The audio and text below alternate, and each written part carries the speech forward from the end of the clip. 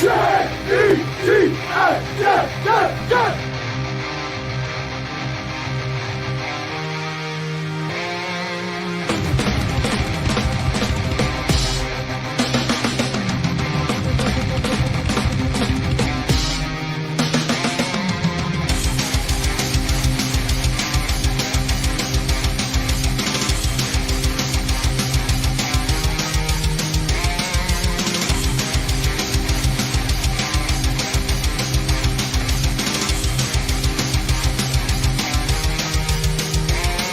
Good job today, man.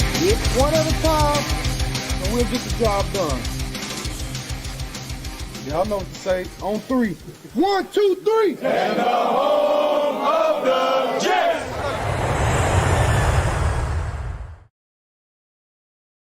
What's going on, everybody? Happy Tuesday evening.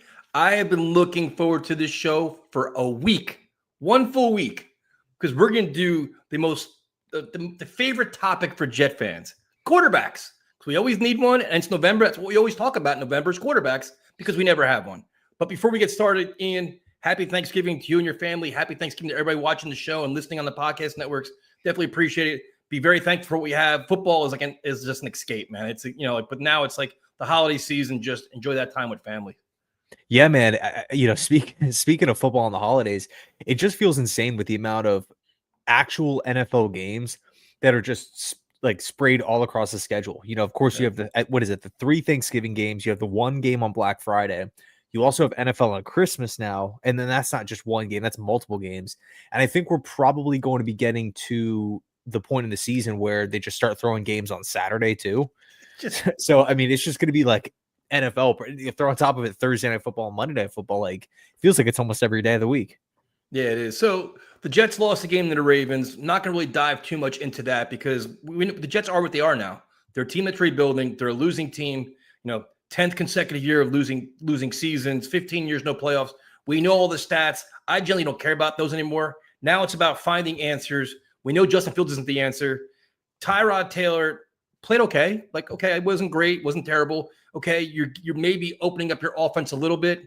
The first question I have for you, is there a world if Tyrod plays out the season, stays healthy first, which is important, is there a world where he could actually earn the bridge quarterback spot for the Jets? I think so. And I know that might not be what everybody wants to hear, but I think a couple things have to happen. Number one, the Jets like what they see in this 6-game stretch, right? Not only do the coaches like it and the front office likes it, but the players are also bought in. Like if we, I'm not talking Mike White level where they're rocking t-shirts of the guy or anything, but if they like, you can talk to the leaders of the team. You can see if the young guys, the rookies, the second-year players are kind of gravitating towards Taylor, or is it just all right? We've had enough. Let's move on. So I think that's the first thing. Number two, he's going to be cheap, so that's a big positive. But number three, it's not contract talks and negotiations. It feels kind of pointless to dive into those. Regardless, the Jets can afford it. No matter what, the Jets can bring him back. But number three, and most importantly, what is the projected plan in the offseason? I think that plan becomes a lot more clear once we figure out where we're going to be drafting in the first round. If we're at 2 or 3, that's going to be a lot different than 7 or 8. There's a lot of bad teams in football, man. The Raiders have 2 wins. The Browns have 3 wins now. The Giants, 2 wins. Titans, 1 win. Saints, 2 wins or 3 wins? I think 2. It's not just, hey, lose out and we get the number 1 overall pick and everything's great. No, there are a bunch of teams that are losing a bunch. What's going to happen with Washington, dude? Washington, I think, it only has 3 wins. So I don't personally think that the Jets are going to be going 0-6 over this next 6-game stretch. So I truly don't think we're going to land the number 1 overall pick. I could be wrong, but regardless, once we have that draft position figured out, and then Muji starts making calls once the season ends, hey, what veteran could potentially be on the move, trade talks and whatnot. Jalen, I mean, we'll go. Yeah, I'm sure we're going to talk about it, but no, we're going to go through a lot of quarterbacks tonight. But I guess the question has, can Tyrod find a way to make the team next year? I think he can if he can stay healthy. Like you said, he's 36 years old. He'll come cheap. high character guy. The thing is injuries. He's always hurt. So it's like the first question I have for you is, what would be the criteria for a quarterback next year? Because next year to me is not a wash year where you're like, you know what? This year was a complete year. Like, you know what? Nobody cares. We lost, win 2 games, win 5 games. Nobody cares. Next year's not that case. Next year, I think as a fan base, we expect a much more competitive team, right? That's fair. Not saying you got to go win 11 games, but you've got to be in that 5, 6, 7 game, a lot more competitive, a lot more well coached, scoring more points, looking a lot, just more competent. What's the criteria for a quarterback next year? Like, what do you like? You could say, oh, get a draft pick. Okay, but what's the criteria for the veteran? When you say criteria, what exactly are you mean? Like Characteristics, projections, age, contract. What does he bring to the table? Because you could just say, okay, give me, like, I have a whole list for you, dude. You say, I want Jimmy G. Well, why? Like, tell me, like, what do you, as a fan base, what are we looking for out of our veteran quarterback next year? Like, what's the criteria for him, assuming that you're going to have a young quarterback to pair with him? I hate to give this non-answer here, but I do think it's the truth. Depending on that draft position, if we land at 2, if we land at 3, 2, or 1, I think the Jets are going to be drafting a quarterback, no doubt about it, with that top 3 pick. Right. And I think once, if we're in that lane, that realm, boom, it's Mendoza, or take your pick on whoever else.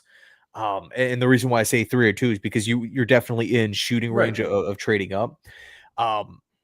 If you're in that realm, it's going to be rookie quarterback and then veteran bridge who can hopefully play 10 games or 8 games or something like that. But veteran bridge that is competent, or veteran bridges like to me, like, for example, like Jameis Winston to me is under contract with the Giants, so he's not going to happen. But to me, it's like, all right, he can at least let you be competitive and possibly win games. You're going to get a high-flying offense. You're going to bring a lot to the table. As you bring in, say, a Minshew, not really like that anymore, or guys that are kind of past their prime, like, all right, like, what's that bridge guy? Because to me, it's like, I'm not going to settle for, I don't want bottom of the barrel guy. I still want a guy to be very competitive. That meant, like, the thing is, if you start, say you have, you could just say Kyler Murray, for example, if you want to say him. But like, the thing is, I want a guy that can actually compete, that doesn't play so poorly after 3 games, aka Russell Wilson this year, where it's like, you know what, we got to play Mendoza. Our quarterback blows. No, you want a guy that can play a good enough level to win games and say, you know what, week 12, week 13, now we can hand it off, and now you can play. Like, is that kind of what you're thinking too? Because I want a competition. I want a guy that's going to be legit. Like, is a competent NFL quarterback? So the answer is yes for me. But if we finish at 8 or 7 or 6, I'm not really looking to package a ton of 3 first rounders plus more to go up to 2 or 1 to try to land a rookie quarterback. Me neither. At that point, I might start looking at veteran options that can bridge us not just 8 games, but 2 next season, with the potential of being the long-term answer, right? Could we have the next Baker or the next Goff and the next Arnold? And that's kind of where I'm at right now. Again, this is November 25th. It's a conversation we're going to have because there's nothing else to talk about. The Jets are miserable. But the thing is, it's like, in my world, I think the Jets are going to have 4 wins. They're probably going to win a couple more games. I just think they're going to, because they're playing competitive. They have some fight. They're kind of figuring things out a little bit. So if they end up with 4 or 5 wins, you're not going to be at 1 or 2. You're going to be at 5, 6, or 7. And as of now, as of today, I'm not with that. You know what? Let's go trip and get Mendoza. I'm not really willing to do that. I'm not sure I want to do that. So it's okay. Find me that veteran quarterback that can be the bridge, or you may catch lightning in a bottle, like you talked about, Baker Mayfield, whoever else, and then you can go a less run. You're not pressured to get that draft pick. Now, but I don't have to go first, second round. You can find a guy in the 4th round. Like, I'm going to take a flyer on him with an eye towards next year. So what would be the criteria for that quarterback then? Say that we're in that 5, 6, 7 no man's land where you're not going to get your quarterback. What would you say? Would you say a guy that's got to be less than 30, that's going to take $10 million a year? Like, what would be how would you start that out? In the event that we're not at 1 or 2 or something. Yep. If that's the case, I need to feel really good. Okay, in other words, in your first scenario, if you want to say, okay, we have the 2nd overall pick and Tennessee has the 1st pick, they go out and they draft whatever, Arvell Reese or Ruben Bain, whoever. Yep. Mendoza's on the board at 2. We select him. Awesome. You want to bring Tyrod Taylor back and you want to say, okay, Tyrod is the guy, or there's a quarterback competition. Basically just saying, Mendoza's going to be on the bench, marinating, learning until he's ready to play. We're not going to pull the Joe Douglas with Zach and just throw him out there with no weapons, no line, no veteran quarterback to lean on, a young staff. We're not going to go down that route. We're going to make sure as a franchise we surround this guy with talent and he has time. Like Pat Mahomes, Pat Mahomes had a whole year on the bench. Jordan Love. There's so many examples that we can point to. And also, kind of off topic, but if you listen to like the literal legends of the game, Drew Brees, Tom Brady, Peyton Manning, Cam Newton's a big proponent of this as well. They love the idea of a player, a young quarterback sitting and not having that pressure early on to just carry the weight of the franchise in that rookie season and do everything and then move forward, and the expectation just continues to grow and continues to grow. And I'm with those guys. If we draft Mendoza, I don't even necessarily want to see him out there in week 1. But no, to answer your question, if we want to bring Tyrod back for next year and Mendoza's the pick and Taylor looked functional and I felt like he looked solid against Baltimore, not elite or anything, not great, but just definitely good enough. Definitely kept the Jets afloat. Didn't screw the game up. Wasn't a liability in my opinion. Took a bad sack, but that was pretty much about it. That was my only real negative play. Oh yeah, before the half was terrible. Yeah. So if you want to maybe bring him back, but you have the long-term piece in Mendoza, I'm cool with it. But in this situation, right, the level 2 here, where we don't have that top pick. Correct. Now, Tyrod is not, you can bring him back as the backup or whatever, what have you. I need someone who, I think really the Jets need someone that they can sell to the fans. Hey, we're going to be competitive. Maybe there's a 1-year out after this thing, whether that's a Kyler Murray, whether that's a Mac Jones, whether that's a Kirk Cousins. I think those 3 guys probably are, you can sell the idea of a Kyler Murray led offense in the offseason. Like, hey, this is a big upgrade. We're definitely going to be competitive this upcoming season. Let's just hypothetically say it doesn't work out. Okay, it's not the end of the world. We have 3 first-round picks in 2027. So we need a guy that's experienced, has starting quarterback experience, plays at a high level, been there, done that, and not going to break the bank. Even Justin Fields' money this year was kind of more than he really should have gotten. When you look at the quarterback market all across the NFL, I think Jets probably played a Jets tax, played the Steeler game, whatever else. But to me, it's like, I don't think you have to pay that much money to a guy. But Tyrod Taylor, in situation B, we're saying right now we don't have a top 3 pick. We're going to say we're going to draft a quarterback later on. To me, Tyrod Taylor wouldn't fit at all because he's older, he's 36 years old, and he's hurt all the time. I want a guy that can play 15, 16 games and is healthy and durable. So now you're going to go down a little bit more. You want a younger guy, and you want a guy. Next thing is, what kind of offense do the Jets want to kind of run?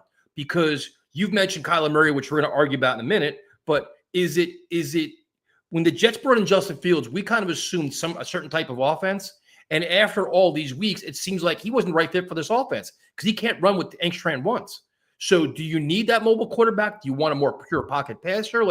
What do you think is the vision for Glenn and Engstrand for this offense and who'd be a good fit for it? Because I think they realized quickly Fields wasn't the guy for them, and they had to kind of keep pushing it. It didn't work. And now you're seeing Tyrod Taylor's giving a chance to throw some more passes.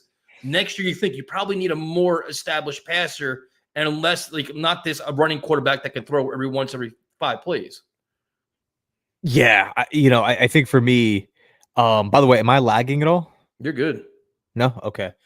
To me, I think there's just separate tiers, I don't necessarily think the picture perfect option is just looking the Jets right in the face and, hey, draft me or sign me, trade for me, whatever. I don't think that option is out there, but there's definitely options that are 100% upgrades over what we currently have. There are options that could benefit the team long term. If you for me, I don't want to see, because as a fan base, by the way, we're going to expect more next season. It's year 2 of Glenn. It's year 2 of Engstrand. You're assuming that we at least sign a couple free agents and it's another draft class loaded in. So just that in and of itself, we expect more wins. Being more competitive is the precursor, but 100%. Getting more wins is okay, we're expecting this.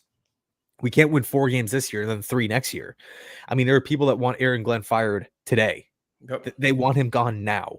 So I don't know how Darren Muji and Aaron Glenn can hit the offseason with over $100 million cap space, trading Gardner, trading Quinnen, having all these draft picks, and then signing. I'm looking at the free agent list right now of undrafted free agent quarterbacks. Signing Russ, Marcus Mariota, Joe Flacco, Kenny Pickett, Jimmy G, Trubisky, Case Keenum, Trey Lance. But the thing is, what's the criteria though? Like, because like if you're saying you want a young guy, like do you want that young guy with maybe a glimmer of upside that you could say Tanner Angstrank can coach him up? Because then Kenny Pickett's your guy. He's 27 years old.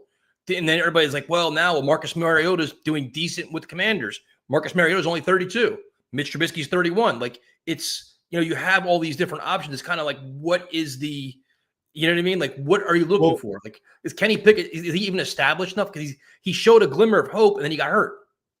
So that's my point. If that's the quarterback option, just from an optics standpoint, the Jets are signing Russ or Mariota to be the 1-year bridge gap to 2027 because they don't like the quarterbacks in this class, or they don't feel like they're in range to shoot up with a realistic trade package.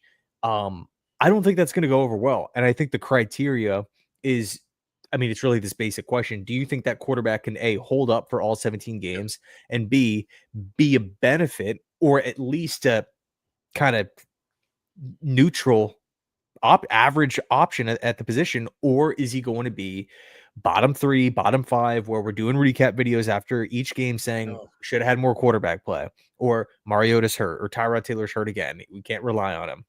I don't think Glenn can survive a whole nother season like that. But go ahead. No, and just another aspect of this is, and how much does it factor in? Like right now, in my world, again, Justin Fields isn't coming back next year. I think they're going to be like, no, take the cap hit. Didn't work out. He probably wants out. Whatever. He's going to be gone. Tyrod Taylor is going to be gone. If you head into free agency with this done, your first call to whatever receiver you want, like how do you even sell your program if you don't even have a quarterback in the building?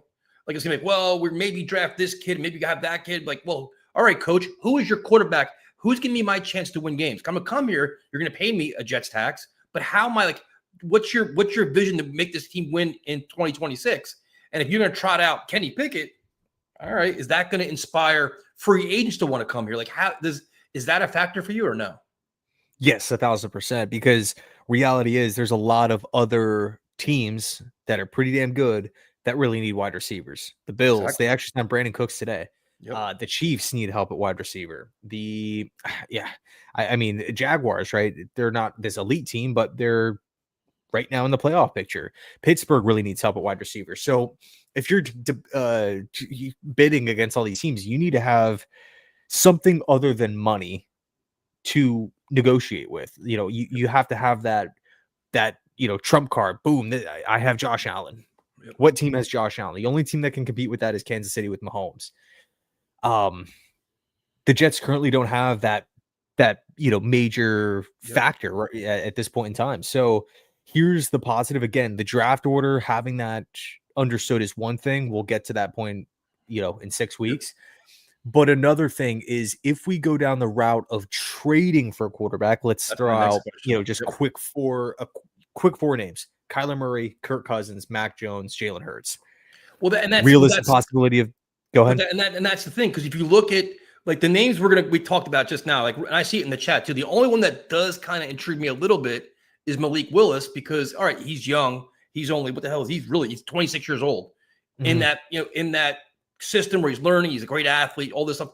Interesting, but is that really fitting your proven commodity for your team? Not really, right? It's like he's kind of like a risky move. So if you have your guys, Sam Howell, Tommy DeVito, Gardner Minshew, Teddy Bridgewater's 33, you have all these guys, you're like, you know what? You don't get that feeling where I can sell this to free agency. I can sell this to my team, because guess what? You have Breece Hall's going to be sitting there. Garrett Wilson will be like, dude, I'm tired of losing. I want to score points. I want to win, assuming Breece gets tagged. Sell me something better than this. Okay. Now you're like, this is a very uninspiring list, where you talked about it yourself. It's other teams need quarterbacks too, right? So it's not going to be like only the Jets need a quarterback. Everybody needs one. So if you say this list isn't where you want it to be, now you got to consider these guys that are out there, Kyler Murray, things like that. If you're going to make that trade, to me, it's like, This guy has got to be a much better version of Justin Fields in terms of, I mean, Fields is a good leader. He's got to be a guy this team can rally around. He can be believing. He can be that prominent figure in the locker room, first guy in, last guy out. He's another culture guy for your team because they need that, dude. Right now, they're kind of a rudderless ship on offense. You need that guy that they can believe and they can win games with. That's going to come at a price. That's going to come at draft picks and probably a contract because the guys you mentioned aren't going to come cheap, especially Kyler. So, yeah, you're right. You're right.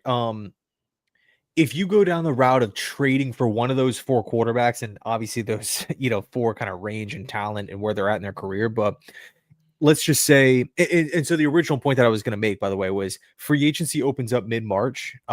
You can trade for a quarterback after the year. Yep. It just doesn't become official until the new league year starts. So if you want to do it like that, if you're the Jets where we're looking at the free agent options and we're like, we're not going to go pay Russ, we're not going to go pay Mariota, whatever. That's not a long-term or even short-term solution for a 17-game season to where we need to see a significant boost, a significant upgrade in what we're currently seeing right now. If you take Mariota, if you take Russ, if you take whoever, DeVito, you drop them into this Jets team right now, how much better are they actually going to get? Maybe one or 2 wins, maybe.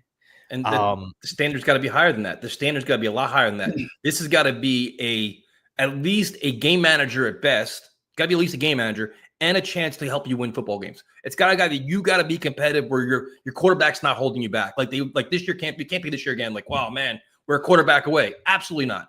Whoever you bring as a veteran has got to be competent and can be coached up and fit your offense. Because you have no excuses next year. This was your year to identify your offense, identify your playmakers, and identify your blueprint. Next year, you're not getting no more excuses at quarterback, especially with a veteran. They've got to be, because you see plug and play all over the NFL. It happens all the time. And the backups step up and play well. Like you saw Davis Mills mentioned and all these other guys. Yeah. The Jets don't get that luxury next year, man. So they've got to have a solid plan here. Right. And so if the Jets want to, again, you were talking about how do you sell the Jets to a potential wide receiver or really any free agent, really. If they go down the route of trading, let's just say, boom, the Jets come out and they acquire Kyler Murray, they acquire Kirk Cousins, or just some playable option, you at least now can walk to the table and say, we have a quarterback. He might not be top 5, but might not be top 10, but we at least have a playable option. And you can break that news in February. If the Jets are going to be acquiring him, it's just not official until the new league year starts. So that could be a way, or like a workaround, a loophole with getting a quality quarterback before free agency actually opens up. And by the way, this assumes that you don't land that first or second pick, right. Which I think that's my assumption throughout all of this. Right. And it's tough because those 4 quarterbacks, I think if you take your pick with any of them, right? Even Davis Mills too. I feel better about Davis Mills in a 17-game stretch than I do about Wentz, than I do about one of these 1-year vet guys. Yep. I don't think Fields is going to be back next season, but Cousins, I don't really personally, I hate the contract. It's $57 million of the next 2 seasons each, not together each. It's a lot of money. Mac Jones, I think, is intriguing, but I think the pushback that I have with Mac is if the Jets really loved him, why couldn't they get it? They sign him this past off season where they're not trading away a draft pick. Like, what are we really seeing in San Francisco right now that's different about Mac Jones? Like, Mac Jones to me feels like he's the same quarterback as last season. And ironically enough, he lit the Jets up when he played as the backup in Jacksonville late into the year. Kyler Murray and Jalen Hurts, though, that feels a little bit different than Mac and Cousins. That feels more so like you're pushing your chips into the middle of the table. Hey, if you drop one of those guys into the lineup, now the expectation isn't really 7-8 wins. It's like 9-10 wins. Oh, I mean, I think even those two, it's like apples and oranges. I think Jalen Hurts, which I know everybody keeps telling me it's a pipe dream, and it could very well be. All I know is the Philadelphia Eagles are a dysfunctional mess right now. They are complete chaos. I live very close to Philadelphia. I hear sports radio all day long complaining about Hurts and the offense and everything else. So anything is possible, but I love him a lot more than I like Kyler Murray. And the number one reason why is you're inheriting a very young Jets offense that is looking for a leader, a guy they could follow, has that work ethic, that respect all around the league. I don't think Kyler Murray has that. I just don't think he has it. The rap on him has been work ethic, not really a team guy, kind of like it just hasn't really been working out for him. And he's got talent. Like you talked about, you got talent. I have a list of guys I'd rather have instead of him. But to me, and Jalen Hurts could be a pipe dream, but to me, he is light years ahead of what I want out of Kyler Murray. He costs a lot more, and he will cost a lot more in terms of contract and in terms of draft compensation. But to me, it's like you're getting a franchise quarterback. That's a guy where you're like, you know what? You could draft the guy in the 4th round after that. I don't give a rat's ass then because you're like, you got your quarterback. But that's a pipe dream. But that's, Mac Jones comes with concerns. I saw it in the chat where it's like he could be assistant quarterback. He's a Kyle Shanahan guy, right? Kyler Murray comes with, to me, a lot more concerns where I'm like, all right, great athlete, but is he a culture guy for Aaron Glenn and this team? Not so sure about that. Kirk Cousins, the contract is an albatross. And right now he's auditioning. You're going to see him firsthand on Sunday. He's really auditioning for him, but he's also blown the Jets off twice already. So is it for his last chance to start, he'd come here? Because he hasn't wanted to come here 2 other times before this. Yeah. And another thing, too, that we have to keep in mind with Kirk and the whole Falcon situation, like Michael Penix is done for the year. I believe it's an ACL. Yeah. So is there 100% certainty that Penix is going to come back and be 1,000% ready for week 1, be healthy in training camp and be the go-to guy? Is he going to look the same? Is he going to be a little rusty? Is he going to have a small setback? Does Raheem Morris have that opportunity? I would say Raheem Morris, based off of this season, is on the hot seat. I mean, he has 4 wins on the year. That team has so much talent. Yeah. By the way, they had 2 first-round picks last year. They traded away a first-rounder. So right now, if the season were to end today, they have a top 10 pick, but it's going to the Rams, who I believe right now, I think record-wise, are the best team in the league. So if you're a Falcons fan, you're like, okay, well, Penix is down with the ACL. We don't have a first-round pick next year. I think we're looking at just under $7 million in cap space. Yeah. Before cuts, granted. Like, it is not looking great. Coming off a disappointing season. I mean, everybody had that. Well, not everybody, but a lot of people have the Falcons winning that division this season, thinking that, losing Liam Cohen to Jacksonville was going to really hurt Tampa.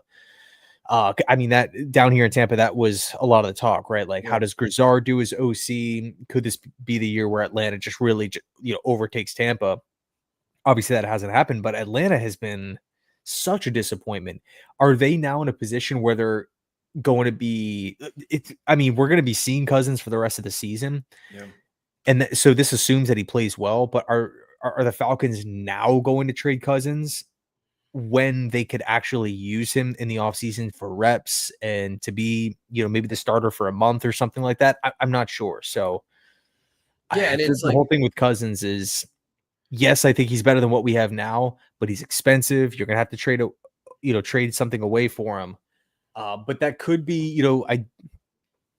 you can paint the picture of the Jets acquiring Kirk Cousins for like a day 3 pick. They tell Atlanta, you pay half the deal or 75% of the deal or something. And we'll give you maybe like a better draft pick. And then he's our 1-year bridge to 2027. But, reality is the Jets actually they have to win games next year. And if they don't think that Kirk Cousins can do it, or they don't think that he can get them to 7, I'm going to put the bar at 7-8. Do you think, I don't know. Do you think Trevor Lawrence, these had a frustrating season with Liam Cohen. Do you think Trevor Lawrence is a guy that they could be like, you know what? This ain't going to work for our system. It can work for our team, even though they're in a playoff hunt. Do you see him maybe a guy that can pop available? And if so, would you consider him? Like, make your power move. He's young. Like, hey, what is he, 26 years old or something? Like, he's really young. Yeah, maybe. I mean, I'm not really the biggest Trevor Lawrence guy. He's actually in the middle of one of his worst seasons. That's what I'm saying. If he's like that in their first year and they're winning kind of in spite of him at times.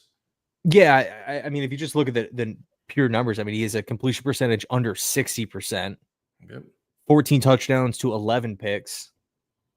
It doesn't really feel like he's uplifting the team. It just kind of feels like the defense is overperforming, in my opinion. You feel like they're really, really well coached on both sides of the football, offensively and defensively.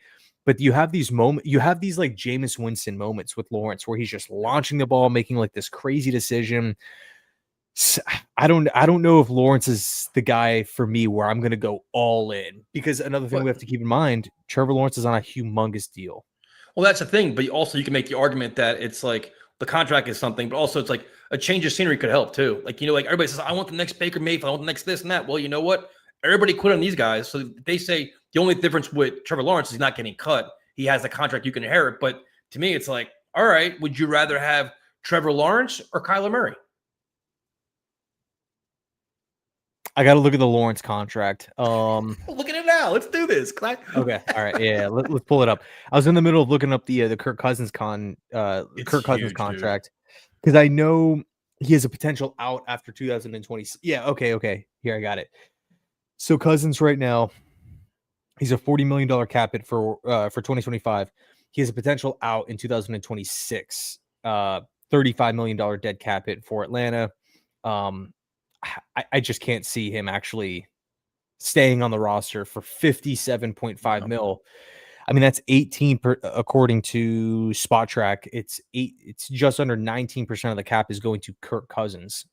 So, I guess maybe he could get cut if the Falcons are, because another thing that we have to factor in with the whole dead money is if you're a coach like Aaron Glenn right now, if you're a coach like Kellen Moore, Mike Vrabel, Ben Johnson, the dead money is not the end of the world, because it's year one of the regime. They're all going to be here for ideally the long term.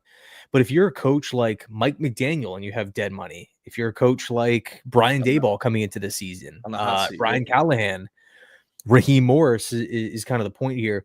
You don't want it, you've been here for a couple years, that your culture's there, your players are there, your system is there. Yeah, you need to start winning games. And if you have massive portions of the cap just going to dead money and you've already filled out the roster in your vision, that is not good. Again, just throwing out names here. Mike McDaniel, Kevin Stefanski. Kevin Stefanski can't afford to have tons of dead money because he's been here for years. Like, we need to see more progress here. And it's not the end of the world if Kellen Moore has to deal with some older veteran Saints contracts. It's not the end of the world if Vrabel has some dead money that he has to deal with, because they're going to be here for a long time, ideally speaking. So I don't know if Raheem Moore, I think they're going to try to hang on to him as long as they can. I just don't know how that whole thing is. I mean, honestly, I don't want Fontenot, the Falcons general manager, he might be even on a hotter seat compared to Raheem Moore. They could potentially blow the entire thing up. So, yeah, I don't know. So then talk to me about Trevor Lawrence's contract. What is his deal? And because that to me, if I had a choice of Kyler Murray or Trevor Lawrence, I would say take the flyer on Trevor Lawrence, and just hopefully that change of scenery helps, maybe better coaching, maybe just whatever it could be, taking that chance with he's got a ton of talent, just not coming out for whatever reason. Is it an albatross of a contract? With Lawrence? Yeah. It just feels to me like, yes, of course you can sell it. Yeah, if you're trying to maybe picture Lawrence in the Goff archetype, you could potentially, do that. But what's Aaron Glenn's fastest way to win? A veteran quarterback. It really is. If he's feeling the heat now, where it's like, rough year this year, they expect a lot more out of me next year, which they have to. His best path to winning is a veteran quarterback. So all right, we talked about the free agents that are out there, which is less than inspiring. If you have to make a move for a guy like this, because everybody wants Mac Jones, all right, well, you're talking Mac Jones, you're talking maybe Trevor Lawrence if he becomes available. If Lawrence's contract, the Jets have to be bold and aggressive, I think, dude. You can't be like, well, it's. Yeah. How bad is his contract? Is it bad? Lawrence, yeah, I'm looking at it here right now. So he is a $17 million cap hit for this season. Not bad. 2026, 24. Not bad. 2027, 35. 2028, 47. And it continues to go up. 2029, he's a $78.5 million cap hit.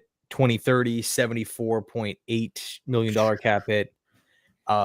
It looks like there's a potential out potential out in 2029. So it's 3 years. But that, if you're essentially, dude, if you're trading for Trevor Lawrence, first of all, the whole conversation on what you would have to give up for him Right. is one thing, because I don't know that Jacksonville would just let him go for, I would say probably 2 first rounders gets you in the door talking about a Right. realistic deal. I don't think you can call Jacksonville and say, "Hey, we'll give you 1 first and a second, Yeah. or 1 first and Oh, a they're going to third." want I don't yeah, know. they're going to probably want at least two first. Yeah, so What do you think would go ahead. require? What do you think would require more compensation? Would it be Trevor Lawrence or Kyler Murray? Like, I agree, Jackson would Lawrence. be like, yeah. So, but like, what would you think would be the compensation for Kyler Murray? I would say you wouldn't have to give up a first for him. You don't think so Mm-mm. because of his contract? Because of the situation. I think it's obvious that Arizona is going to be moving off of him. So I don't know. Granted, a lot of teams need quarterbacks, but who's actually at this point going to be offering a first round pick for Kyler Murray, especially because he's dealing with the midfoot injury. So, But would you rather have Mac Jones or Kyler Murray? I would rather have Kyler Murray. Really? I think Kyler Murray is the better quarterback. Better quarterback than Mac Jones. I think if you go with Mac, you're hoping it could be more than a 1-year thing. Mm-hmm. But I guess with Mac, you have I guess with either quarterback, you have the out after the season anyway, with just saying, "Hey, Yeah. we're moving on to 2027, and we have 3 first round picks to go make it happen at quarterback." Like, Yeah. if you trade for Kyler, for Cousins, for Mac, you can sell that as a 1-year thing if it doesn't go well. If you trade for Lawrence, if you trade for Hurts, no, that's You're all not. in. You're not moving on after a season if it Yeah, doesn't work. that's your all-in move. That's your franchise quarterback move. That's probably the only 2 guys I'd feel like that. Lawrence is a lot risky. I like Hurts a lot. That may not happen. Now, the Kyler Murray thing gets interesting because what's his contract isn't like is he a guy where if you say you trade for Kyler Murray that you're not worried about drafting a quarterback? You're like, you know what, we got him. We can get a quarterback, take a flyer in the 3rd or 4th round, maybe developmental guy. Or do you still feel the need to get that young quarterback that could be your potential starter in a year from now? Not in 2000. Like, if the Jets were to acquire one of these vets, I think that kind of pushes the talking point into 2027. So for Again, Kyler one Murray, of these group. so Kyler Murray this year, say they trade for Kyler Murray February 1st, whatever date it is. In this upcoming draft, your quarterback's not a priority to you. You're like, you know what? Take first couple rounds, get premium positions that we desperately need. After that, take a flyer on a quarterback that not a prospect. Yes. But Yeah, that's kind of that weird. would be my way of thinking. And then next year, make it a priority. Like, listen, if we're in that, a much better quarterback class in theory as of today, then you may take that aggressive shot at that franchise quarterback next year in 2027. Yeah, because if my goal is to take a quarterback in this year's class, I'm not even going to bother trading for for one of these proven guys. Yep. Like a Kyler or Hurts. Cousins and Mac are a little bit more, I guess, easier to digest. The thing is with Mac Jones, though, it's so easy. Oh, just trade for Mac Jones. It's so easy to say that. But if you're the 49ers, what would you realistically take for Mac? Well, it's tough What would because be let me ask you, what would be the realistic compensation? Well, you have 2 problems. Brock Purdy's always hurt. He's getting hurt all the time now. Right. And he hasn't been playing well. He's very inconsistent, man. Like, you see the good Purdy and then you see the bad Purdy. Like, his game last night was awful. But, it's like and now you're seeing 49er fans saying, you know what, bench Purdy, play Mac Jones. Like, they literally want that change because they saw the offense run smoother with less turnovers and everything else. So that's where it gets interesting, where the 49ers have the best of both worlds. Like, why would they even trade him when they have their insurance policy already on the roster? Like, why bother? Like, they don't have to make a move. Like, because we want doesn't mean they want. Like, they may say we need 2 quarterbacks based on Purdy's always getting hurt. Yeah. And so that's my point, right? What would San Francisco take? What would it take to get him out of that 49ers building? Because he fits the system over there. Yep. He's proven that he can win games. I think he has 13 touchdowns to 6 picks or something like that. He's looked pretty good. He's not looked, fantastic, but he's been definitely, above average for what the 49ers fans are calling for it. Then, there's, he obviously looks the part. So when you hit the offseason, and then factoring in the Brock Purdy injury stuff, once you hit the offseason, the Jets cannot call the 49ers and say, hey, we'll give you a 7th. Nope. San Francisco's just going to laugh at them, right? Mac signed a 2-year deal knowing that he was going to be the backup. So, first of all, you have to assume that if the Jets actually loved Mac Jones this entire time, they would have approached him in the offseason with a contract that said, okay, maybe it's something similar to what Justin Fields got. And you would have the opportunity to start because Mac declined the option in Jacksonville. Yeah. So he became a free agent. He almost like bet on himself, but he just literally just swapped teams to be swapped backup jobs. And so again, like, is it realistic to assume that Mac said, no, I don't want to be the Jets starter. I want to go be the 49ers backup for 2 years? Probably not. I just don't think that the Jets probably pursued it. But so also, to be fair, though, the Jets weren't exactly an organization anybody wanted to play for. New head coach, first-time offensive coordinator, first-time QB coach. It's not like you say, let me go play for the Jets and resurrect my career and play good football. There were so many unknowns here. Like, you know what? I'm going to avoid them because I just want to be a part of that because they're not established. Like, if you had to, like, if I'm Mac Jones, I'd be like, you know what? I want to put into Kyle Shanahan and figure out what he has here, kind of get myself back together, rebuild my career instead of going to sync with the Jets in theory, because we don't know what they're even doing in a true rebuild. Yeah, I have a hard time looking at assuming that Mac Jones looked at the Jets and said, okay, I have the possibility to start. I would be the favorite to start. And I'm probably turning down, let's call it $20 million guaranteed, $25 million guaranteed to just go be. And another thing too, is he signed the 2-year deal. So he signed up to be the backup for 2 years, again, in theory. But anyway, to kind of bring it back to the main point, 49ers, they're not going to accept the 7th. They're not going to accept the 6th. They're not going to accept the 5th. I think a 4th round, if Muji calls Lynch and is, hey, Mac Jones, could he be available for a 4th round pick? I don't think he would just hang up immediately. I think there would maybe be some. I wouldn't do it. Some other back and forth. I just, if I was a 49er fan, I would not want to trade him for a 4th round pick. 100%. Nope. You can argue Mac Jones could be like the Nick Foles of the 49ers, right? Where he's a reliable backup who can step in and potentially win you a Super Bowl. I know it sounds crazy right now in November, but if Purdy continues to play poorly or he gets hurt again, if you're a 49er fan and Mac Jones has to start a playoff game, it's not automatic loss. It doesn't feel like Tyler Huntley with Baltimore, or if Trubisky had to play for the Bills in the playoffs, or Mason Rudolph for the Steelers, where it's just like, well, we barely have a chance in this one. Like with Mac, you're like, okay, like we still have a really good chance to win this one. I'm not trading a 4th rounder, or sorry, I'm not trading Mac away for a 4th if I'm Lynch. So then it's like, okay, do you do a 3rd? Well, the Jets don't have a 3rd. So now it's a 2nd. Yeah. Or do you do multiple 4ths, or a 4th this year and a 3rd next? It just feels, like it's the trade compensation is a whole big conversation because Mac's stock is pretty much at an all-time high post draft. And it's just kind of weird because we would essentially be buying high on Mac Jones when we could have had him as the starter, and we didn't have to give up any draft capital in the offseason if we just identified him as the option, again, assuming that they actually have interest.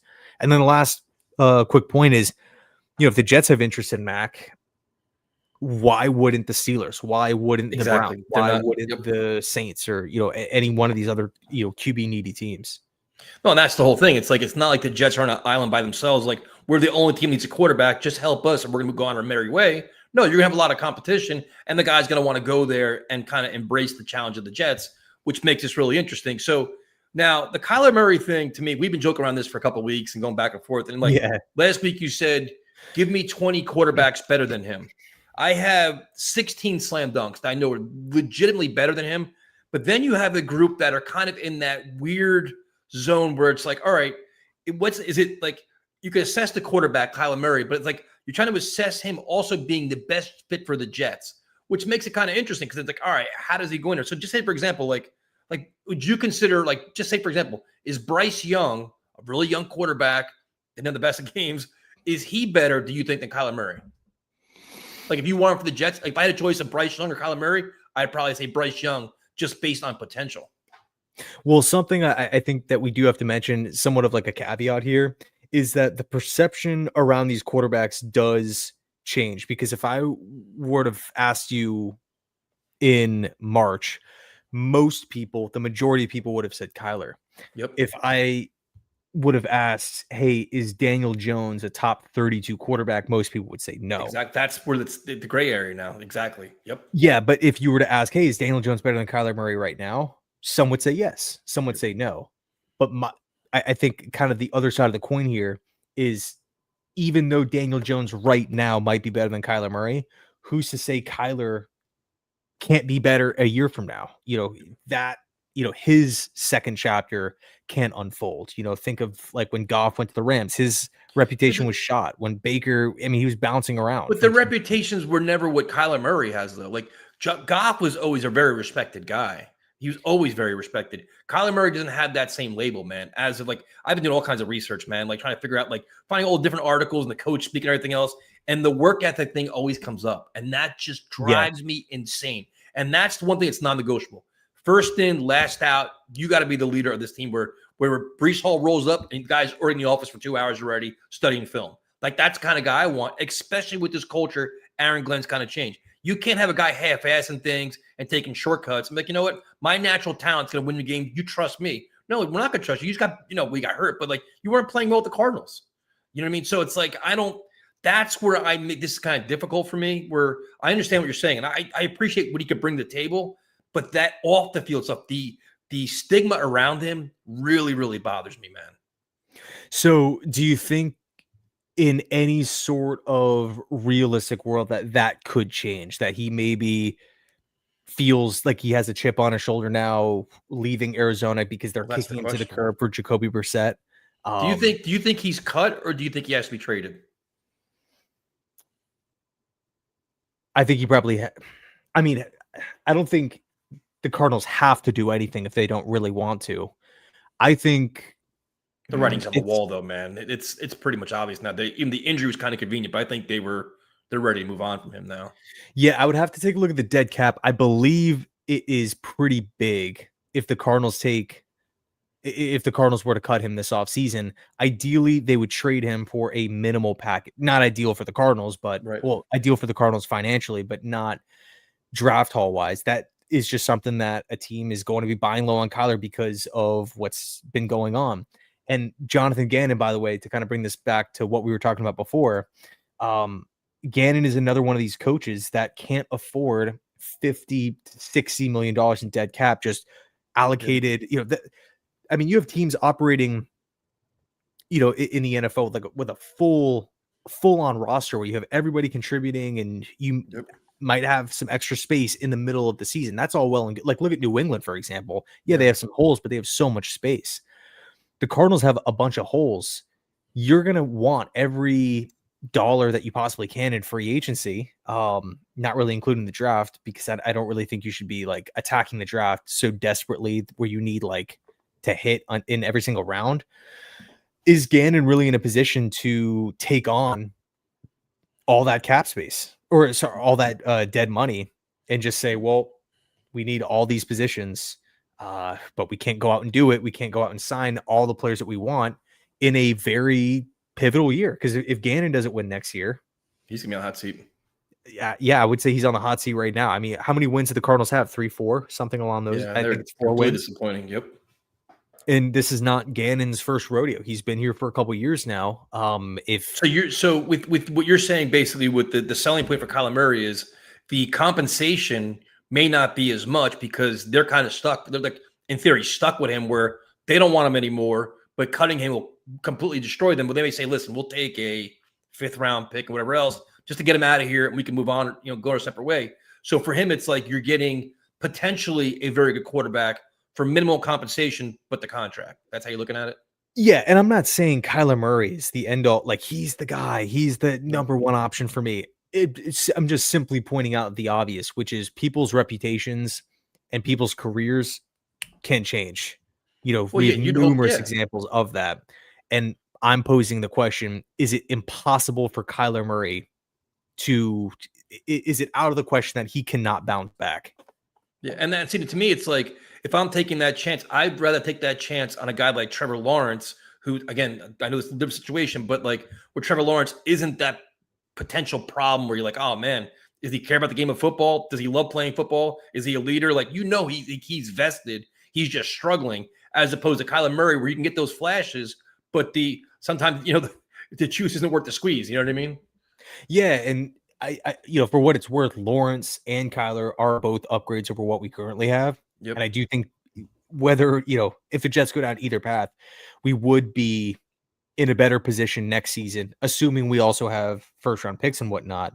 We'll actually scratch that because with Trevor, you'd have to give up multiple ones. Yeah, absolutely. I think the key difference with Kyler to Lawrence, ironically enough, both first overall picks, but Murray, you can move off of if it doesn't go well, or if you just feel like he's average, just not really working out, or maybe you thought he was going to come in with this chip on his shoulder, like this is kind of like I'm a little bit older now. Like I've talked to a bunch of Cardinals fans, and they've all kind of said that early on in his career, he didn't really take it all that the whole behind the scenes stuff all that seriously, and relied a lot on his talent. And then he ran into a couple injuries, some poor play, and then as of late, he started to really try to buckle down with the off the field, trying to be like a figurehead of the organization. But from the Cardinals fans that I've talked to, it's all just kind of like it's too little, too late. Like the time is up. So point is, if you get Kyler in the building and it doesn't work out for whatever reason, you can say, all right, whatever. Yes, it's going to cost us money, but we didn't trade 3 firsts to get him, and we still have all of our first round picks here. We still can make a move in the 2027 draft class and potentially swing. With Lawrence, like you're stuck for a long, long time, and you're not going to have as many assets, I'm assuming, to build the team, around him if you're trading basically all these picks for him. Yeah, and now, so this is another guy where it's like, this is a really good point you made earlier on. I was going to say the same thing. It's going into the year, everybody's like, Daniel Jones is washed. I watched him with the Giants. It was just like, he's always hurt. You're wrong thing at the wrong time. And then now he goes to the Colts, starts out like an MVP candidate over the first portion of the year, now slowing down a little bit, struggling against better teams. To me, it's like, I think he's in a spot now where the Colts are going to pay him because they kind of obligated, unless he completely melts down towards the end of the season in the playoffs where they go like hot start and he completely falls apart. We're like, you know what? We can't warrant giving him $40 million a year. But to me, bringing Daniel Jones back to the New York market here after all that, and all we've seen from him, he's just not an answer for me, dude. Maybe because I'm just biased because I've seen him firsthand for so long. And it could be just, that wouldn't be a guy I'm giving big money to. Yeah. And he's kind of in the same vein as Mac, a former first round pick that really rebuilt his reputation this season. Obviously, Daniel Jones has had the much bigger sample size and, what he's doing with Indianapolis. Because we've all seen the arguments, right? Kyle Shanahan, any quarterback that he works with is just efficient and the offense works and it's smooth. Shane Steichen was on the hot seat coming into the year, and Daniel Jones, like when they brought him in, it's just like, okay, there's going to be some competition with him in Richardson, right? A lot of people still had Richardson winning that job, including myself. But not only did Jones just win the job outright, but he has been playing some pretty good football. And like you said, he slowed down as of late. But yeah, I think he's going to be back with Indianapolis. With Daniel Jones, though, you mentioned like bringing him back to New York. Here's a name that just, wanted to get your thoughts on. In the event that, and I don't think that they're going to do this because I don't really think it's all his fault on what's going on. But if the Raiders cut Geno Smith, they would save $8 million against the cap, but they already have I believe they have so much projected cap space anyway.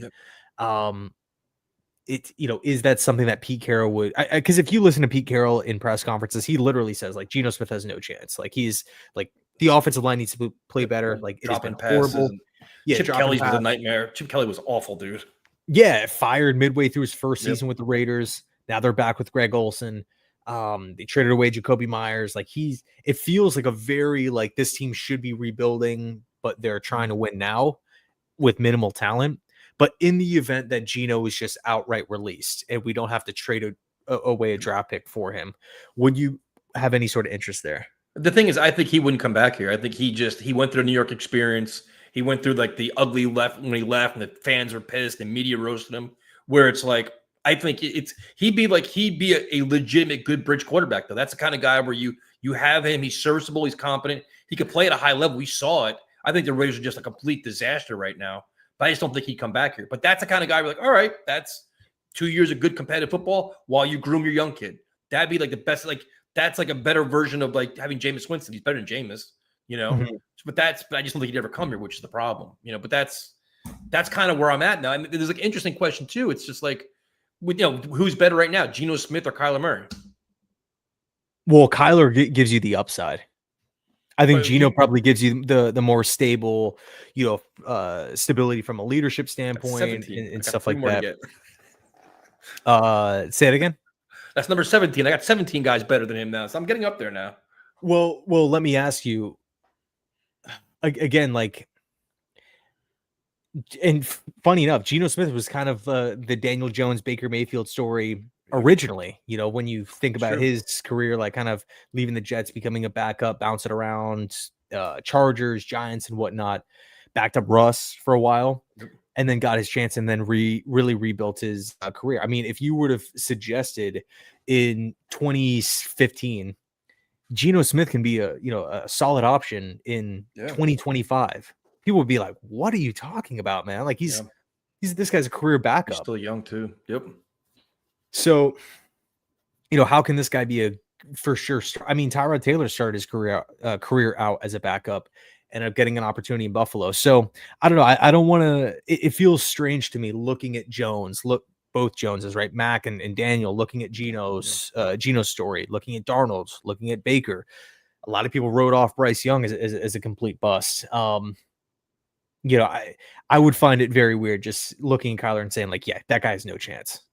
Now, do you think having Engstrand here as a coordinator and Aaron Glenn's the head coach could be a deterrent in any factor where like, all right, we watched their offense this year, nothing really all that great, uninspiring, but they have playmakers. You have Garrett Wilson, Mason Taylor, most likely Breece Hall if they franchise tag him, probably another receiver at least you're hoping. Is the Jets' current setup and the Woody Johnson in the background, stigma around him, is it kind of a deterrent where they're like, you know what? I really don't want to play for Tanner Engstrand. He doesn't have an offense I can make sure I can flourish in. Is that a factor? I think so.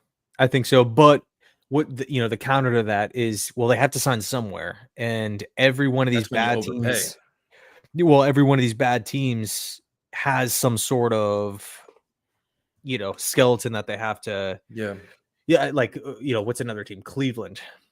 I think probably the best team right now with the best situation that will be needing a quarterback in the offseason is Pittsburgh. Yeah.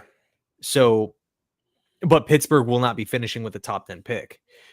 So, I think if you're Mac Jones and you have an offer from the Jets offer a trade package, the Steelers offer a trade package, and, hypothetically Lynch goes to Mac and says, hey, pulls, a Tyreek Hill with the Chiefs. We have 2 offers. We're down to take either. Where do you want to go? He's going to Pittsburgh. Why would he come to the Jets? So unfortunately, that's just the position that the Jets are in. But again, I think there's a lot of teams that need quarterbacks that don't have a lot to really work with. Now, would you consider? I know Afram's got a couple on there about Minshew and Marcus Mariota. Would you consider Marcus Mariota if you're going to a much lesser pay tier? He's 32 years old.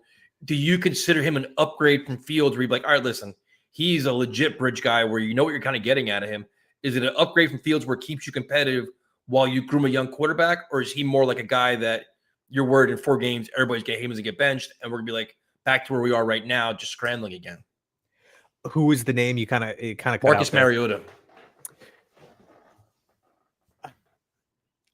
I think, I can't confidently say he could be the starter for 17 games. Atlanta tried that with Arthur Smith. Could that be maybe like Mariota 2.0, Falcons Mariota 2.0 with the Jets, where like they're getting a couple wins here and there, but it's not really convincing. They're really reliant on the running game. that to me just feels like kind of a long relief pitcher. Like, hey, could you just get us to the ninth? And we're Yeah. putting you in the fifth. Like, if you give up a couple runs, whatever. Yeah. Like, we're just trying to survive here. I think, again, looking at the optics of just unfortunately the media and how everything is with the New York market, there is going to be pressure on Glenn next season to turn things around, to start winning games. No one's saying 11, 12. We're not at that level yet, even before free agency and the draft. Like, we don't even know exactly what's going to happen, but still, that's a pretty big jump. Yep. So is Mariota someone, like, just try to put yourself in like your future self, where you look down at your phone, you see breaking news: the New York Jets have signed Marcus Mariota 1 year, $13 million. Aaron Glenn, Darren Mucci, they hit a press conference and they say Mariota's our guy for this season. What's your confidence level in the season? I'm like, you better draft a young quarterback that's got some talent, because this isn't going to inspire him. Because there's two things: you want to see the team be competitive because it has to, and you also think about it this way: like, can they even sell tickets? Like, right now, the Jets aren't marketable at all. You have nothing to buy. Like, what are you buying into? They're not winning. We talked about it. 10 straight losing seasons, 15 years, no playoffs. Okay. And now you're going to sell, okay, now our quarterback next year is be Marcus Mariota the opening day. I'm like, I'm not paying for that. Like, who wants to pay for that? You wouldn't be inspired at all by that. So it's like, all right, if you do that, you better give me a quarterback in the first 2 rounds that's going to give me a glimmer of hope, or I'm going to have none whatsoever. Well, so here's the problem with drafting a quarterback in the first round and going down that route is, do you want to be in a potential Tyler Shuck situation, Jimmy Clausen situation, where you draft a guy and they're not a top 5 pick, they're not a top 10 pick, but they're a high round 2. You're not going to spend the 42nd pick on quarterback. In other words, like, you're committing to the guy. Like, that it's a pretty big invest. Like, if you don't go to the quarterback there, you're probably going to get a starter. Do you feel tied in with him? Think about, like, when Hackenberg, what was he, 50 something, 52, 54? Like, the Jets for a moment were not looking at other young quarterbacks because they drafted Hackenberg. Geno Smith, same thing, right? They had Geno in, let's see, what was it? 2013. And then the following class was, what was it? It was Bortles, Bridgewater, Derek Carr. Yeah. And they were like, no, we don't have any interest because we got Geno, young guy. And then ultimately it didn't work out with Geno. I mean, ultimately it didn't work out with, Johnny Manziel and whatnot anyway. But the point is if you go with one early this year, I think you would take yourself out of the market in 2027. See, that's interesting, because I'm not sure. I know what you're saying, but I wouldn't be in that case, because you have 3 first-round picks the following year. So it's like, I would not, like, having 2 young quarterbacks wouldn't bother me at all. Like, okay, say we pick your whoever you want to take, whoever, Drew Aller, fine, whoever. You take him, and then next year you still have a top, say your 18th pick in the first round, and there's a guy that you love there, take him. 2 young quarterbacks battling it out, and hopefully you get one of them works. Like, I keep throwing darts till I hit the bullseye, man. I don't give a rat's ass at this point. The more the merrier. Well, with Aller, he's projected to go late. I'm talking like you go quarterback at, let's call it 23 with the Colts pick. Okay. Do you draft another quarterback in the first round in 2027? See, to me, it was like, that's a tough one. That's a tough one. Like, second round, I would definitely do it. Because then, like, you're taking, if you're in this world scenario we have right now, you have Marcus Mariota as your starter. You're taking a quarterback in the second round to kind of compete with him. Hopefully you catch something. If not the following year in the first round, I'd take one. I wouldn't, to me, it's a flyer. I mean, second round, you're still gonna have some kind of talent. You're a project. Like, you gotta hope that he's gonna be at least serviceable to be at least a long-term backup or something, right? Something. I wouldn't have any problem taking a first round pick next year. Not at all. Yeah, you got 3 first-round picks. Yeah, for me, it's just like, I think the answer for Mucci needs to be, realized pretty quickly. Like, when the season ends, you're going to have that first round. Well, at least the Jets' first round pick. The Colts pick will still be kind of up in the air because the whole playoff. Who knows how far they'll go. Even though they kind of hit a rough patch, I still feel like Indy will make it to the postseason and potentially get a win or two. So that pick could be anywhere from like 20 to 28, 29 maybe. If they win the Super Bowl, 32 at worst. So I'm going to just kind of rough ballpark, say it's 23, 24, somewhere in that range. But the main pick here is the Jets pick. And if that's at 6, 7, 8, 9, and say Mendoza's gone, say Simpson comes out and the Jets, they like him, but he's gone. Are you going to go with QB3 at pick 8 with, needing an edge, needing a defensive tackle, needing wide receivers, a free, you have all these positions of need. And granted, like free agency will kind of supplement some of those positions. But to me, it's just like, hey, if that quarterback that I am not in love with is not, if there is no one that I love, I'm going to punt. But that, I think, determination needs to be, unfortunately, in February again, realized early. Yeah, in February, kind of like it kind of felt like the Giants did that to a certain degree. Like they really liked Cam Ward, and they were trying to push up for Cam, or trade up for Cam Ward.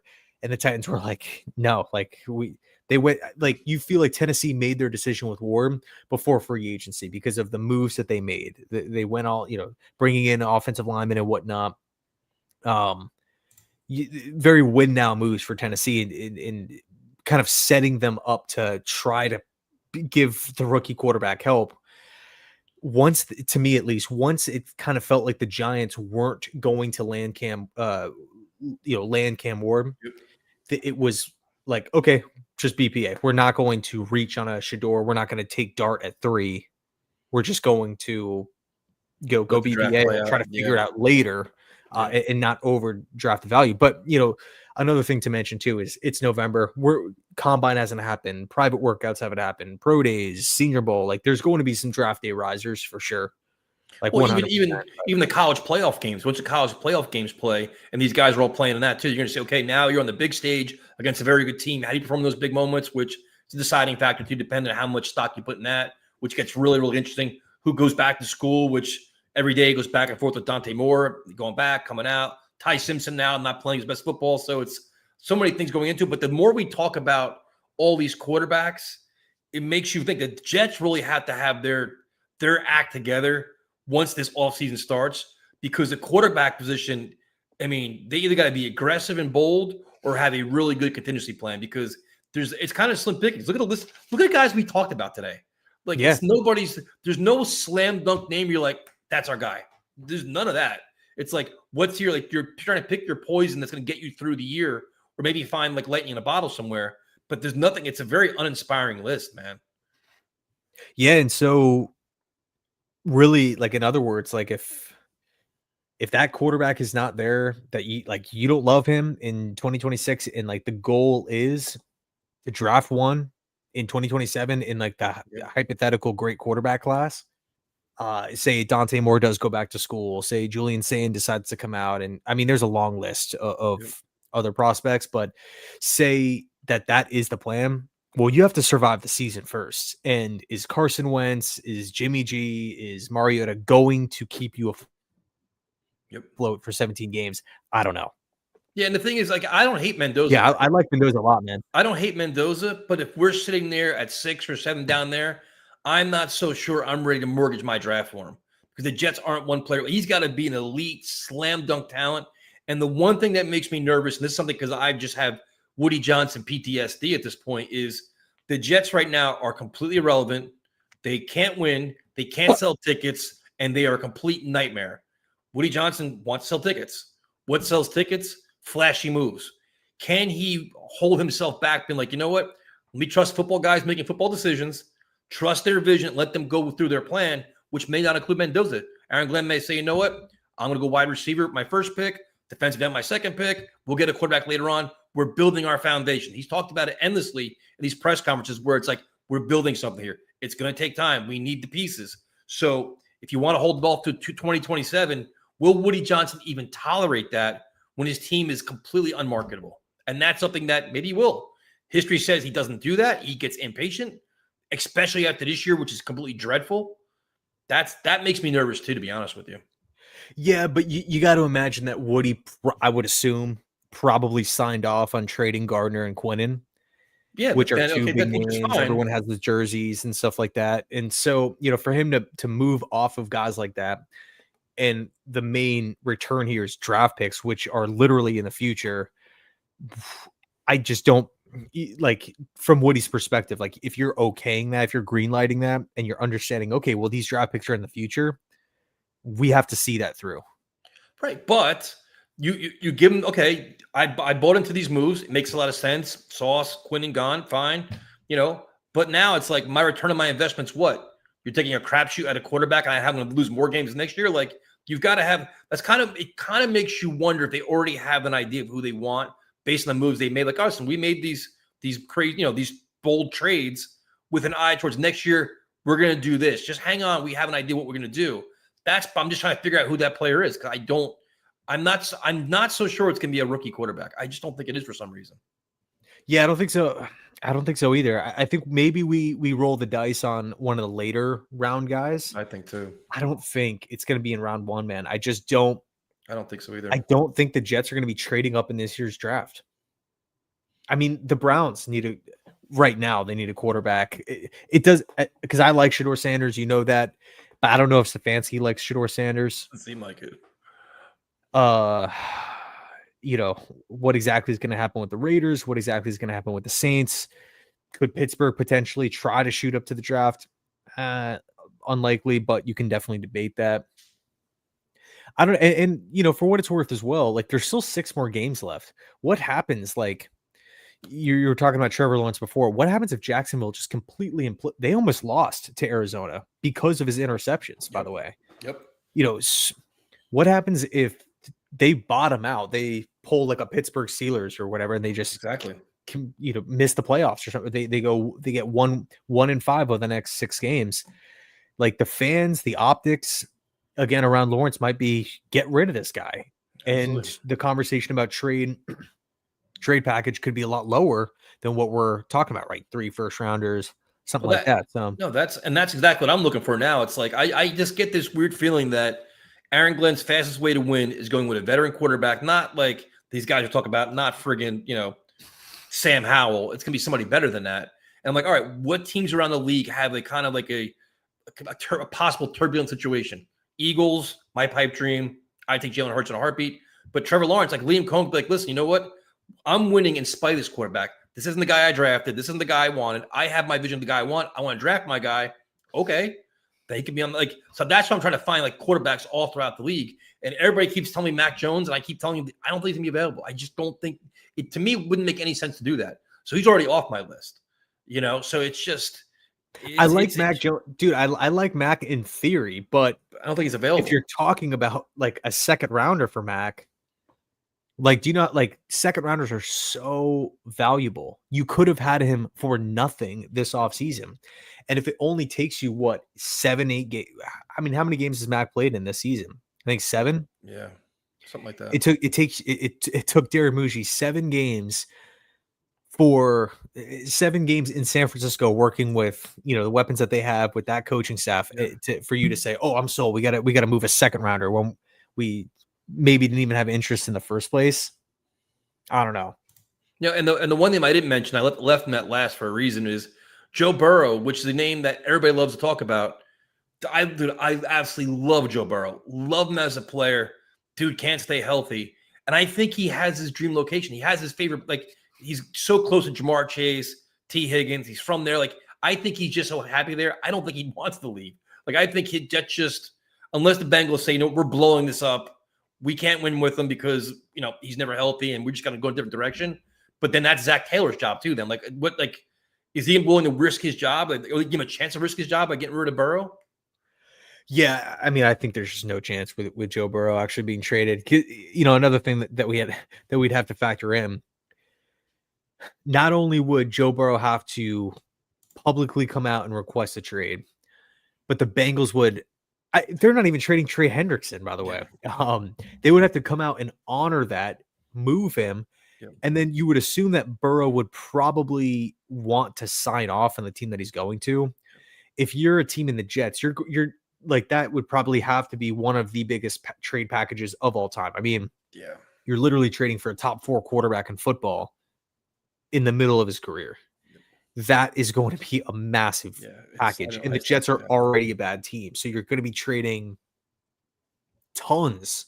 I mean, the 49ers had to give up what, essentially 3 first round, from move. What did the 49ers give up to go land Trey Lance? To move, I think they shot up from 11 to 3. Yeah. They gave up pick 11 and then 2 firsts for Trey Lance, who's unproven, and you're not even going to 1 to land Trevor, right? That's what it costs to go to 3.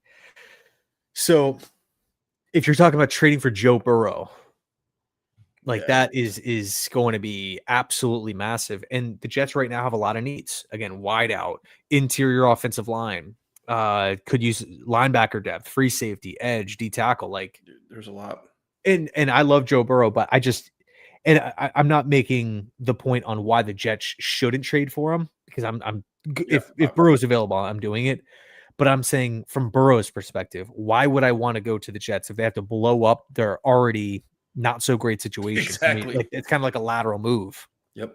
Yeah, I don't see it happening. It's a name that we love talking about, but I just don't see it happening for a variety of reasons. That's why I don't really talk about it anymore. It was just like, it's fun to talk about, Joe Burrow. I'm like, yeah, it's just, there's so many reasons why it won't happen. So now we're going back to that.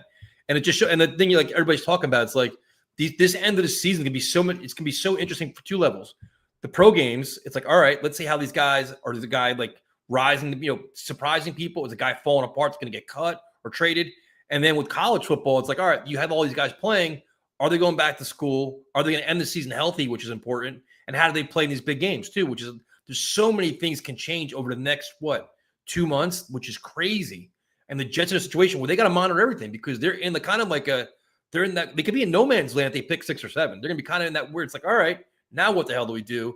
Especially if some of these kids go back to school.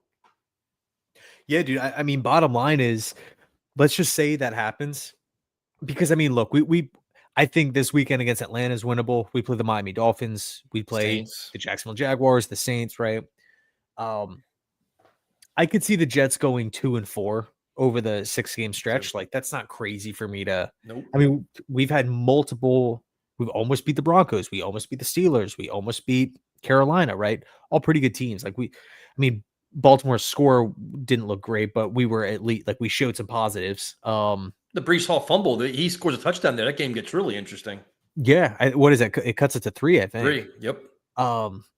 So anyway, let's just assume, okay, the Jets finish the season. They're at 6th pick, right? I have no problem at all going BPA. Go in a good, you draft Ruben Bain, take your pick on whoever you want. I think Peter Woods would be an awesome fit for this team. Arvell Reese would be a great fit. Yeah. You go with another best player available approach in the second pick in the first round. Mm-hmm. You come back in round 2, you hit the same button here, BPA. You've added, in theory, 4 starters. The question now turns to, who's the quarterback? It cannot be Fields. It cannot be, one of these older, Jimmy G, one of these older guys, late 30s, 1 year. They have to actually be A, an upgrade over what we currently have, and B, give you a fighting chance with somewhat of a glimmer of hope. So let's just, quickly pose this theory to kind of bring it back to, I don't know. We could say Mac, we can say Kyler, we can say whoever. Even Kirk Cousins, I guess, if we want to throw him in there. What would you rather do? Would you rather settle for QB3, whoever that might be, up at the top of the draft? Mm-mm. And then you have the rest of 2027 and the rest of this year's class, obviously, in free agency, and you just you tie yourself to this young quarterback? Or if that quarterback that you love is not there, you pull off a trade for Murray or Mac or whoever, Kirk, and then you say, okay, well, we have 5 firsts over the next 2 seasons, 3 seconds. We can really build this team up. Murray, I think, gives you a potential long-term. Cousins, I don't think so. Nope. Mac, I think, gives you a long-term potential for a long-term, but you kind of feel like with Mac, a lot of things have to be good around him. Yeah, I mean, I'm not reaching, dude. I'm taking best player available. If you to me, it's like if you're not getting Mendoza, I'd say, and again, it depends on who's going to be available too. If it's like Dante Moore sitting there, that could be intriguing to you. Yeah, but, yeah. like somebody like that. But I don't think he's coming back. So it's like he's going back to school. So it's like I don't want to reach, dude. You need that to me. I want instant impact players in the first 2 picks in the first round. If you're not going to get Mendoza, that's kind of where I'm at with this. But you can't reach, dude. That's where you get yourself in trouble. Yep. And another thing too, if you start talking about like, okay, let's start trading like 2, 3, just start increasing the trade package to, let's just say, shoot up to 1. In other words, like you're slicing into the assets of the team to go make it happen with a quarterback. Like I could respect the aggressive, the aggression to go do it, but is Mendoza really going? First of all, he'd be coming in with a ton of pressure. Yes, number 1 pick. Yes, you're a quarterback, but you're going to the Jets, who just mortgaged everything for you. You better work out. Yep. And then number 2, we keep coming back to it. The Jets have a lot of needs. So are we really putting Mendoza in the best situation if we're having to trade 3 1s and more to go up to spot number 1? Because I think it's unrealistic to say, oh, just give him the Colts pick and call it a day. Give him the Colts pick in a second. And the other thing too, you kind of worry about, and this is where I think a veteran quarterback kind of bails you out a little bit, is the inexperience of Tanner Engstrand. Where it's like, to me, we talked about this endlessly. Everybody's probably tired of hearing me talking about it, but it's like you're handing this Fernando Mendoza to this offensive coordinator who's relatively unproven. The quarterback coach is not even a quarterback coach. Like, you don't get that warm and fuzzy feeling where it's like, oh, you have friggin', Andy Reid talking to him or Josh McDaniels. You don't have that where it's like, I feel you feel a little more confident giving a veteran quarterback that can offset the kind of inexperience. Like, just say, for example, Kirk Cousins. I don't want Kirk Cousins by no means, but if he's in a meeting room, they come up with an offense like, listen, man, this ain't going to work. Like, this scheme's not going to work. Yep. We've got to fix this. With a rookie, they don't know their ass from their elbow. They're like, wow, great, let's do this. That's like the coordinator thing is kind of a curveball too, man. Yeah, so I think the hope is we at least see the offense show signs of life during the 6-game stretch, because that I think you can sell. Yep. Like if Tyrod does go out and perform well, from like a marketing perspective, you can pitch to other quarterbacks like it was all on Justin Fields, even though I don't think it was. But you can go out and say that, No, you're definitely hoping that's the case, and that's why I want to see him play, because it's like, can they open the offense up? Can they have a passing game as opposed to the garbage we've seen for a good portion of the season? So it's going to be interesting, man. Like with the Jets, there is no slam dunk plan right here. You just got to hope these guys know what they're doing, know what they're evaluating, and know what they want. And, because it can set them back if they make a big mistake. No doubt about that. Yeah. Yeah. 100%. How the hell did we talk about this for an hour and 20 minutes? What's next week's episode going to be about? Oh, I got more things, dude. So I think, to be fair, I had 17 quarterbacks that I think are better than Kyler Murray. And then I have the ones that are kind of like up in the air, like, is Bo Nix better than Kyler Murray? Well, I mean, if you're ranking all 32, like, because that's where I had Kyler. I had him at 17. Yeah, so that's right where it's like Bo Nix, Geno Smith, Daniel Jones. Like, I don't know if Daniel Jones is it like, I'm not sure I'm really buying into him right now. He's done some good, but like, that's. Well, yeah. I mean, you could always play the game of like, okay, well, how would Daniel Jones look in Arizona? How would Kyler Murray look in Indianapolis? That's where I was at. Like, there's 5 or 6 guys that were kind of like, they were all in this big group of just mud. I'm like, all right, so I'm like in that 16 to 17 range.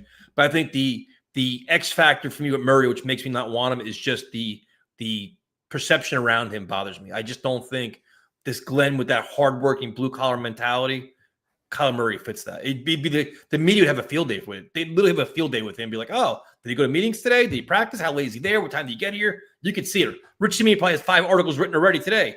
What time did Murray go to the building today? Like, you can just see it, man. Yeah. It's true. I think unfortunately Murray, he just has that reputation, but reputations can change. They can.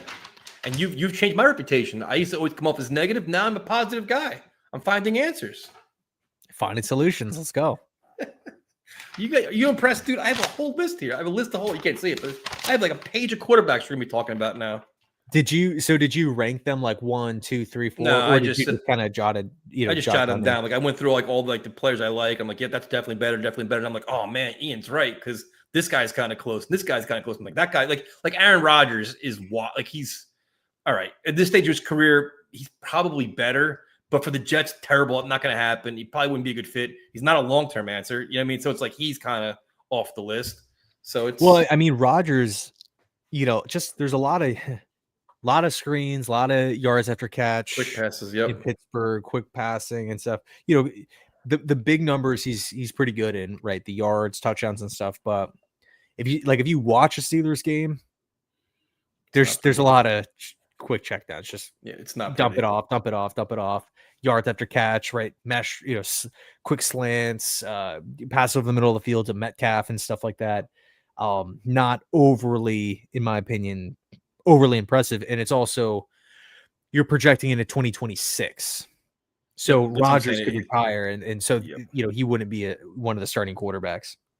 Yeah. So now over the next 6 weeks, I'm going to be evaluating Malik Willis because that's his Well, we didn't really, I guess we could say this for next week, but we didn't really talk about Davis Mills all that much. Yeah, there's some guys that are interesting, dude, that you got to watch as like, or CJ Stroud. Like, what's going on with CJ Stroud there? Like, are they souring on him? Like, that's a player like, he had that, he's rookie of the year, I think, right? He looked great. And then he's been getting hurt, beat up, erratic. Really interesting player there. Yeah, Stroud's interesting. Stroud, I would definitely take. Yeah, 100%. So we talked an hour and a half about quarterbacks on November 25th, which is just the state of the Jets right now. So now the final question, which I have to ask you because this is what we're here for, your level of confidence versus the Falcons.